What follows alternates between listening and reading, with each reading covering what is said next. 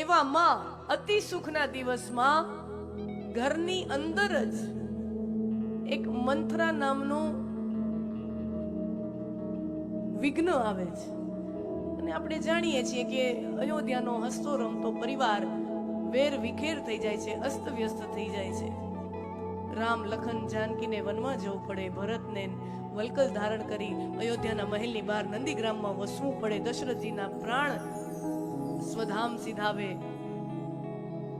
પછી સીતાજીનું હરણ થાય, રાવણ હરણ કરીને જાય, ભગવાન દરિયો પાર કરીને લંકા પહોંચે અને રાવણનો વધ કરીને સીતાજીને પુનઃ પ્રાપ્ત કરી અયોધ્યા પહોંચે, વળી રામજીનો રાજ્યાભિષેક થાય. આ રામ કથા છેલ્લા અનેકો હજારો વર્ષોથી હું નહીં ને મારા બાપા ને મારા દાદા અને દાદા અને દાદા અને દાદા દાદા અને મારા તમારા દાદાઓ અનેકો વડવાઓ હજારો પેઢીથી આપણે આ કથાનું શ્રવણ કરતા આવ્યા છીએ. એમાં કોઈ નવી વાત નથી, આમાં કોઈ એવો નવો પ્રસંગ નથી જે હું ન જાણતી હું તમને કઈ નવો કહું અને છતાં તમે ન સાંભળ્યો હોય એવો કોઈ પ્રસંગ નથી. હજારો વર્ષો પૂર્વે લખાણો આ ગ્રંથ, પણ હજી આપણને સાંભળવામાં રુચિ શું કામ જાગૃત થાય છે? લોકડાઉનના સમયમાં આખું દુનિયા ઘરમાં બંધ થઈ ગઈ હતી ત્યારે સરકારે વળી રામાયણ અને મહાભારતના એપિસોડ ચાલુ કર્યા હતા. અને એવું કહેવાય છે એ 2021-22માં એ જે રામાયણનો 35 વર્ષ પહેલા રામાનંદ સાગરજીએ બનાવેલી જે રામાયણ હતી એને આખા વિશ્વમાં સૌથી વધારે ટીવી પર જોવાયેલા કાર્યક્રમના ટીઆરપીના તમામ રેકોર્ડ તોડી નાખેલા આખા વિશ્વમાં, માત્ર ભારતમાં નહીં આખા વિશ્વમાં. એનો અર્થ શું થયો?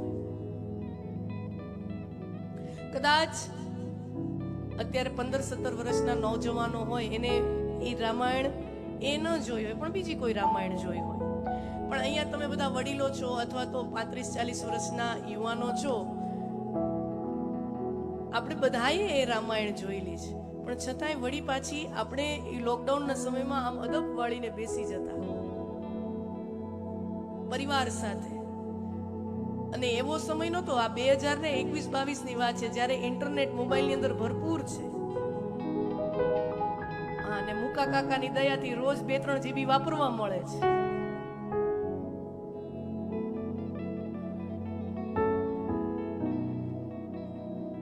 બધું મોબાઈલની અંદર જોવા માટે આપણી પાસે સમય ખૂટી પડે, આંખો ખૂટી પડે, એટલું બધું સામગ્રી એની અંદર છે. પણ છતાંય ટીઆરપી ના રેકોર્ડ તૂટી ગયા. શું કામ? આ શું વસ્તુ દર્શાવે છે? ભારતીય જનતાને, ભારતીય સંસ્કૃતિને, ભારતના જનસમૂહને શ્રી રામના કેરેક્ટરમાં રસ કેટલો છે, શ્રી રામના ચરિત્રમાં રસ કેટલો છે કે એને એ કથા વળી પાછી રજૂ થતી હોય ટીવીના માધ્યમ દ્વારા અથવા તો આવી કથાઓના માધ્યમ દ્વારા ગવાતી હોય તો લોકો હજારો લાખોની સંખ્યામાં એને હજી પણ સાંભળવા, જોવા, એમાં રસમાં તરબોળ થવા હજી પણ એટલા જ આતુર છે. આનું શું કારણ છે? આ કથા મેં તમે અનેકો વખત સાંભળી હોય, જોઈ હોય, ફિલ્મી પડદે, ટીવી પડદે કે આવા વ્યાસપીઠોના માધ્યમથી મેં તમે આ કથાઓ સાંભળી હોય, અનેકો વખત સાંભળી હોય, છતાંય પણ આ ઈ કથા મેં તમને કીધું કે હમણાં સીતાજીનું હરણ થઈ ગયું, રાવણ હરણ કરીને લઈ ગયો. આપણને બધાને ખબર છે સીતાજીનું હરણ રાવણ જ કરી ગયો તો કુંભકર્ણ નહોતો આવ્યો. આપણને બધાને શું થવાનું છે એ આપણને ખબર છે, છતાંય શું કામ રસ પડે છે? કારણ કે આ કથા ભલે એની એ હોય પણ આ કથા મને ને તમને રોજ નવો સંદેશો આપે છે. એની એ કથા, એનું એ ચરિત્ર મને ને તમને રોજ નવો સંદેશો આપે છે, રોજ એક નવો ઉપદેશ આપે છે, રોજ એક જીવનનો નવો દ્રષ્ટિકોણ આપે છે.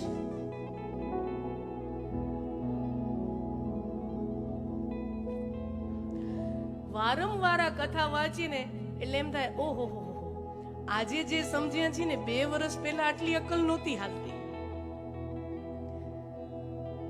આ જે ભરતનું ચરિત્ર જે ઊંડાણમાં ગયા કદાચ 2-4 વર્ષ પહેલા એટલા ઊંડાણમાં ભરતનું ચરિત્ર નહોતું એટલી ઊંડાણમાં નહોતું આપણે સમજ્યા. કહેને કા તાત્પર્ય કે આ કથા એની એ છે, પણ મને ને તમને રોજ નવો સંદેશો આપે છે. તો આપણે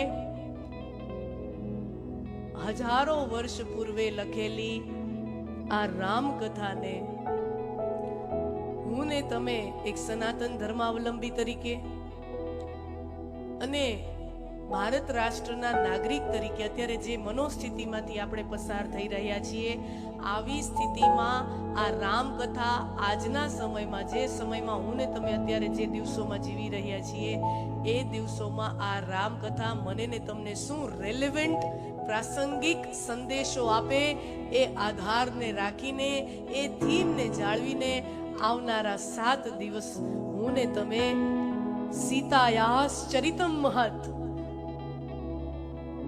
એવા આ રામ કથાનું શ્રવણ કરવાના છીએ. વાલ્મીકીજી આદિ કવિ છે.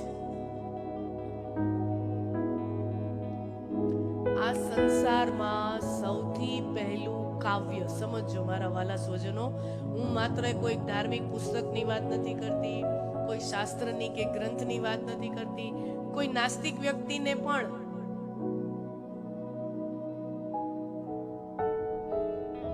રામાયણમાં રસ શું કામ પડે?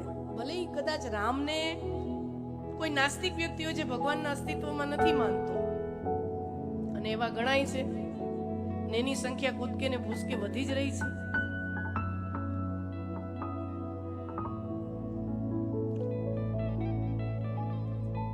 તમે ઘડી પલ માટે શ્રી રામને ભગવાન તરીકે ન પણ જોવો. એક કોઈ નાસ્તિક હોય વ્યક્તિ, તો એ નાસ્તિક વ્યક્તિ શ્રી રામને ભગવાન તરીકે ન પણ જુએ, અને સમજી લો એને એક મહામાનવના રૂપમાં જુએ કે અયોધ્યાના રાજાને ત્યાં, અયોધ્યા નરેશને ત્યાં એક એવા રાજકુમાર થયા કે જેને ત્યાગ અને સમર્પણનો એવો આદર્શ સંસારમાં સ્થાપ્યો કે એ સાધારણ માનવથી મહામાનવની યાત્રા, 14 વર્ષનો જે વનવાસ છે, એ સાધારણ માનવની મહામાનવ તરફની ગતિ છે. તો કોઈ નાસ્તિક વ્યક્તિ રામને ભગવાન ન ગણીને માત્ર મહામાનવ ગણે, તો પણ રામનું ચરિત્ર મને ને તમને, મારા ને તમારા પારિવારિક જીવનને, સામાજિક જીવનને અને બૃહદ ક્ષેત્રમાં રાષ્ટ્રીય જીવનને કેટલું અસર પહોંચાડે છે.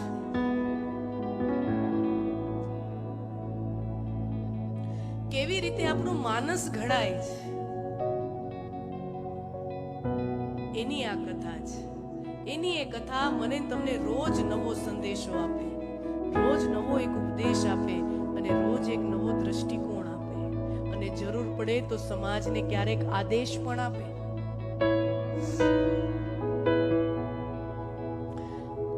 તો આ સંસારમાં સૌથી પહેલું કાવ્ય કોઈ લખાણું હોય, અને હું વ્યાસપીઠ ઉપર બિરાજમાન છું અને મારી સન્મુખ રામાયણની પોથીજી છે, એટલા માટે આ વાત નથી કહેતી. સાહિત્ય જગતમાં જેને રુચિ હોય, આ બહુ એક સુંદર પુસ્તક તમે લઈ આવ્યા. મને તો ખાસ એનું અભિવાદન કરું છે કે તમે ભેટ તરીકે વસ્તુ લઈ આ પુસ્તકની પસંદગી કરી, ઉત્કૃષ્ટ પસંદગી કરી છે. મને તો હમણાં આ બધું ચાલતું હતું, મારું તો મન આમાં ચોંટી ગયું હતું. લોકગીતોમાં રામચરિત અને પાંડવ કથા એટલે આપણા લોક જીવનમાં રામાયણ અને મહાભારતનો કેવી ઊંડી છાપ છે કે અભણ નિરક્ષર ડોશી લોકગીતો કોણ ગાય? લોકગીતોની રચના કોણે કરી હોય? એ કોઈ ઉત્કૃષ્ટ કવિઓએ ન કરી હોય, એ કોઈ શિષ્ટ લેખકો દ્વારા રચના ન થઈ હોય. એ તો ગામડાના અભણ માવડિયું હોય, ગામડાના અભણ બાપા હોય, એના હૃદયમાં જે પ્રેરણા આવે અને ગવાતું જાય, અને ધીમે ધીમે ધીમે લોક જીભે ચડતું જાય, આખું ગામ ગાતું જાય, પછી આમ આજુબાજુ એમ લોક જીભે ચડતું જાય. એ લોકગીત કે લોકો દ્વારા જ રચના થઈ છે. તો લોકગીતોમાં રામચરિત અને પાંડવ કથા એટલે મહાભારત. તો લોકગીતોમાં રામાયણ અને મહાભારતની કેવી ઊંડી અસર તમે વિચાર કરો.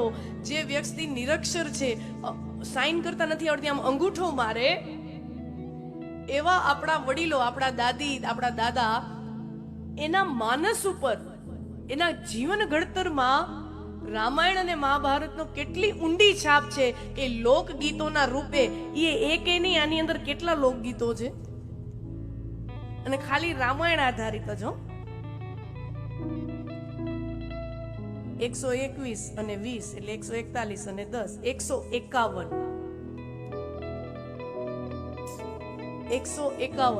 અને એ ખાલી આ તો જુજવા હોય ને, શ્રેષ્ઠ ગોત્યા હોય. કેવું એક જીવન ચરિત્ર. અયોધ્યા ક્યાં? ઉત્તર પ્રદેશની એક રાજધાની અયોધ્યા, કૌશલ પ્રદેશની રાજધાની અયોધ્યા, એક નગર.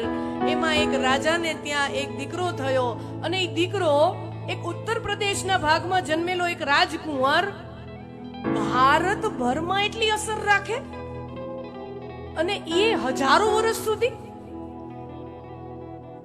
મારા વાલા સ્વજનો, મારા વાલા જ્ઞાતિજનો, તમારે પ્રયોગ કરવો, હૃદય ઉપર હાથ રાખીને પ્રામાણિક પ્રયોગ કરવો.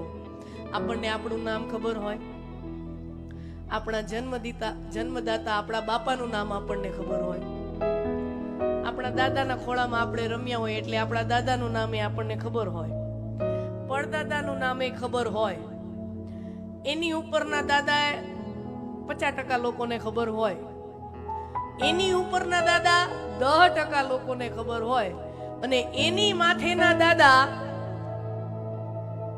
કોક વિરલો જ નીકળે જેને હાથ પેઢીયું ખબર હોય. પેલાના સમયમાં બધા વડીલોને કહેતો અમે રામજી, અમારે ત્યાં કરશન ને કરશન બાપા ને વાલજી ને વાલજી ને કચરા બાપા ને મોંઘા બાપા, એમ યાદ રહેતું. આજના સમયમાં હું, મારા બાપા, મારા દાદા, પડદાદા, વાત પૂરી. એની માથે કોઈ યાદ નથી કરતા. વિચાર કરો મારા વાલા સ્વજનો, જેની જમીનો આપણે ભોગવીએ છીએ વારસે દર વારસે, પેઢી દર પેઢીએ, જેની સંપત્તિ આપણે એન્જોય કરીએ છીએ, એ સીધી લીટીનું જેનું લોહી મારીને તમારી નસોમાં વહે છે, આપણા સીધી લીટીની 5 પેઢી ઉપરના નામ આપણને યાદ રહેતા નથી, આપણને ખબર નથી. તો આ વિચાર કરો, શ્રી રામ આ ચરિત્ર કેટલું ઉત્કૃષ્ટ, કેટલું આદર્શ, કેટલો એનો પ્રભાવ હશે કે હજારો વર્ષ પછી હું ને તમે એ ચરિત્રને ભૂલી શકતા નથી. આપણને આપણી સીધી લીટીના બાપ દાદાના નામ યાદ નથી રહેતા, તો કોઈક અયોધ્યાની, કોઈક ઉત્તર પ્રદેશની, કૌશલ પ્રદેશની એક રાજધાનીમાં જન્મેલા રાજકુંવર ઉત્તર ભારતથી લઈને દક્ષિણ ભારત સુધી, પૂર્વથી લઈને પશ્ચિમ સુધી આખા ભારતના જનસમૂહ ઉપર એવો પ્રભાવ કરે કે માણા ભેગા થાય તો મળતી વખતે રામ રામ કહે, દુઃખ થાય ઓય રામ, કમર દુખે તો ઓય રામ, આશ્ચર્યમાં હાય રામ, દુઃખમાં અરે રામ, નિશ્ચિતતામાં રામબાણ ઈલાજ, અનિશ્ચિતતામાં રામ જાણે. નિશ્ચિતતામાં રામબાણ ઈલાજ અને અનિશ્ચિતતામાં કઈ નક્કી ન હોય ત્યારે હું કહી દઈ રામ જાણે. અને એમ કરતા કરતા સ્વજન વિદાય લઈ લે પછી રામ નામ સત્ય હૈ. જીવનના એક ઉદ્ગારમાં, જીવનના એક લાગણીમાં રામ મારીને તમારી હારે આપણી અંદર શ્વાસ લે છે. કેટલો પ્રભાવ છે.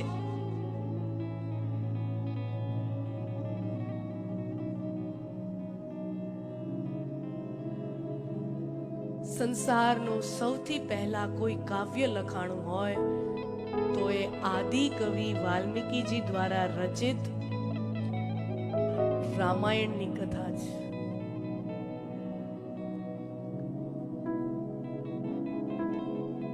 અને વાલ્મીકી રામાયણમાં સ્વયં વાલ્મીકીજીના મુખે ગવાયું છે, કાવ્યમ રામાયણમ કૃષ્ણમ સીતાયાસ ચરિતમ મહત.